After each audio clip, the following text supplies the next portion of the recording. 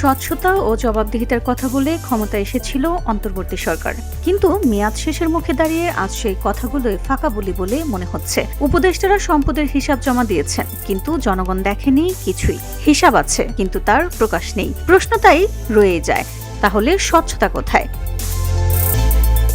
2024 সালের আগস্টে জাতির উদ্দেশ্যে দেওয়া ভাষণে প্রধান উপদেষ্টা অধ্যাপক মোহাম্মদ ইউনূস যে প্রতিশ্রুতি দিয়েছিলেন তা ছিল স্পষ্ট ও দ্ব্যর্থহীন। সব উপদেষ্টার আয় ও সম্পদের বিবরণী প্রকাশ করা হবে, সেই ঘোষণায় মানুষ বিশ্বাস করেছিল। এবার হয়তো রাষ্ট্র পরিচালনায় স্বচ্ছতার নতুন অধ্যায় শুরু হবে, কিন্তু 1.5 বছর পর বাস্তবতার নির্মম প্রতিশ্রুতি রয়ে গেছে কেবল বক্তব্যেই।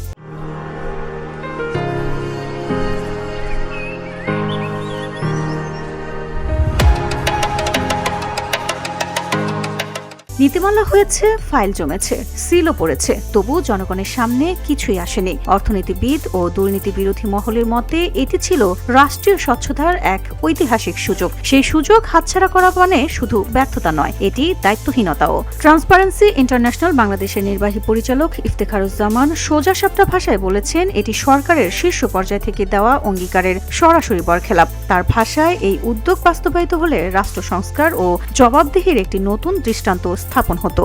কিন্তু বাস্তবে যা হয়েছে তা সরকারকে বিব্রত করেছে এবং জনগণকে করেছে চরম হতাশ।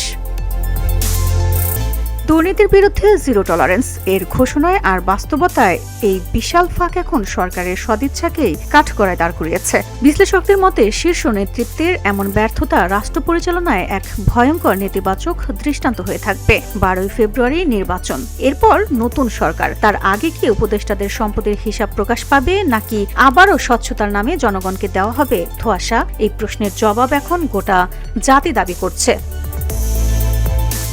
VOD Bangla news desk.